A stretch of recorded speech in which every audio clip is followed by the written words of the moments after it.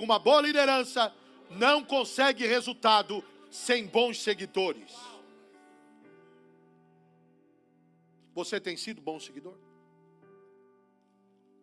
Diga comigo, bons líderes precisam de bons seguidores. Agora presta atenção, sem dúvida alguma, a liderança é uma questão enorme, de enorme importância. Enorme.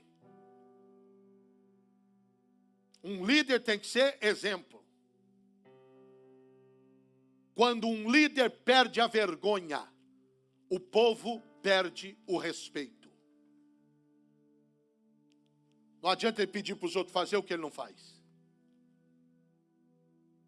Agora escute. Mas os seguidores têm sua participação. Vamos agora para a Bíblia. Os seguidores devem buscar excelência no seguir e cumprir com fidelidade todas as suas tarefas e responsabilidades. Olha o que diz Paulo aos Romanos.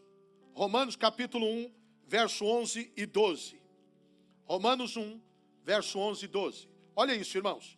Porque muito desejo ver-vos, a fim de repartir convosco algum dom espiritual, para que sejais confirmados. Isto é, para que em vossa companhia, reciprocamente, nos confortemos por intermédio de fé mútua, vossa e minha. Então, note aqui como Paulo começa a sua carta, Douglas. Ele diz assim, olha aqui, ele começa pensando em como ele iria servir e ajudar os irmãos. Verso 11, olha lá. Olha o que ele diz. Eu irei e repartirei algo com vocês que vai ajudá-los. Mas no verso 12, ele percebe que não é uma mão única, que precisa ser uma mão dupla. Então ele diz no verso 12, não basta somente dar a vocês, precisamos trabalhar juntos nesse propósito. Em outras palavras, existe um compartilhar mútuo. Faço minha parte, mas vocês têm que fazer a de vocês. E quando nós mutuamente fazemos nossa parte, somos abençoados e encorajados. A palavra que o apóstolo Paulo usa para cooperadores do reino é a palavra no grego sunergos, que vai dar a conotação a sinergia. E o grande exemplo de sinergia é a água. O hidrogênio e o oxigênio sozinho não conseguem fazer nada. Mas quando eles se juntam, produz a água. Quando nós entendemos que como corpo, cada um de nós cooperamos para honrar Jesus, acontece essa sinergia e nós conseguimos alcançar resultados juntos que sozinhos nós não conseguiríamos.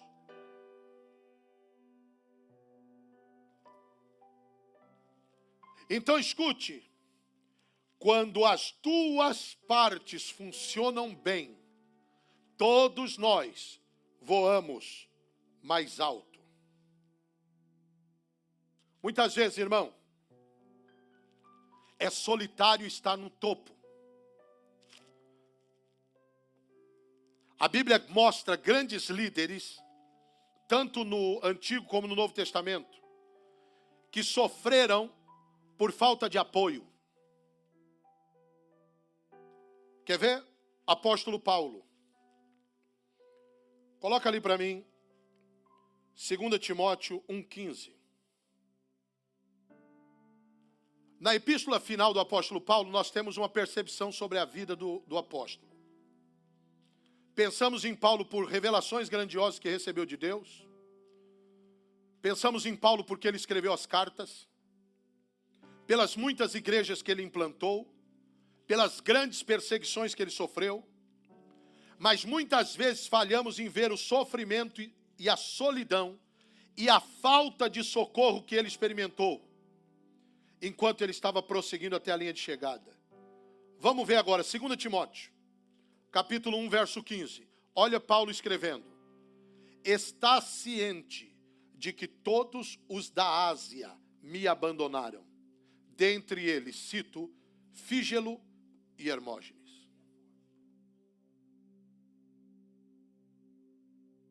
Você parou para pensar nisso? Todos me abandonaram. Irmão, não ficou um. E quando Paulo diz, inclusive Figelo e Hermógenes, Paulo está dizendo, inclusive esses que eu mais ajudei. Inclusive esses que juraram fidelidade. Inclusive esses que bateram no meu peito e disseram, estamos juntos até o fim.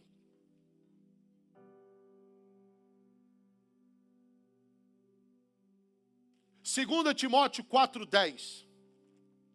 Porque Demas, tendo amado o presente século, me abandonou e foi para Tessalônica. Crescente foi para Galácia, Tito para Dalmácia. Agora quer ver que coisa forte? 2 Timóteo 4:16. Na minha primeira defesa, ninguém foi a meu favor, antes todos me abandonaram. Quantos irmãos? Que isto não lhe seja posto em conta. 2 Timóteo 4:16. Quando os ajudadores de Paulo o abandonaram durante os seus dias difíceis, Paulo pediu ajuda a um velho amigo, ao seu discípulo e ao seu filho na fé. Ele estava em busca de um Timóteo. E mesmo sofrendo restrições e limitações na sua cela romana, Paulo fez os seguintes pedidos. E antes de ler, eu quero dizer para você, ainda que todos nos abandonem, sempre haverá um filho, sempre haverá um Timóteo. Esse Timóteo pode estar sentado aqui, não importa se você é homem ou mulher. E essa série de ministrações é buscando um Timóteo. 2 Timóteo 4:9. Olha o que Paulo diz para Timóteo. Procura vir ter comigo depressa. 2 Timóteo 4:13. E quando vieres, traz a capa que deixei em Troade, na casa de Carpo, bem como os livros, especialmente os pergaminhos. 2 Timóteo 4:21, ele está dizendo, apressa-te em vir antes do inverno. Irmãos, isso não são conversas do dia a dia. São pedidos de socorro do coração de um homem que desesperadamente precisava de Timóteo.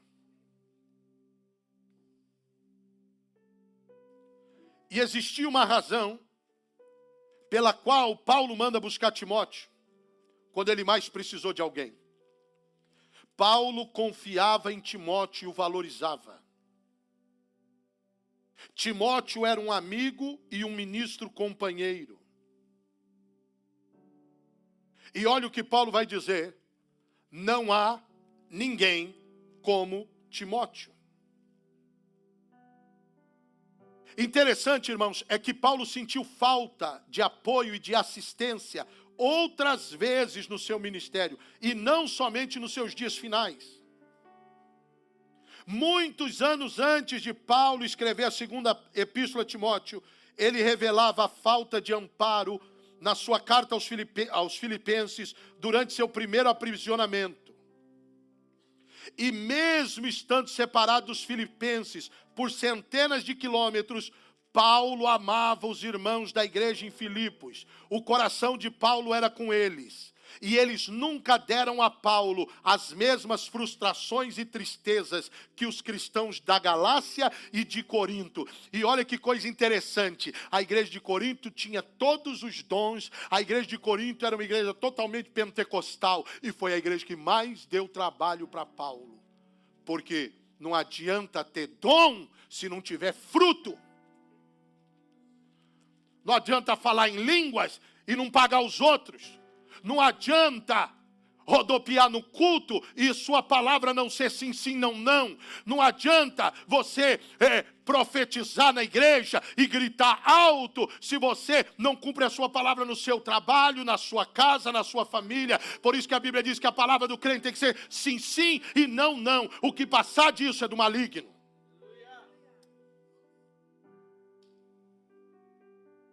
Então Paulo escreve a Filipenses 2, 19 a 21.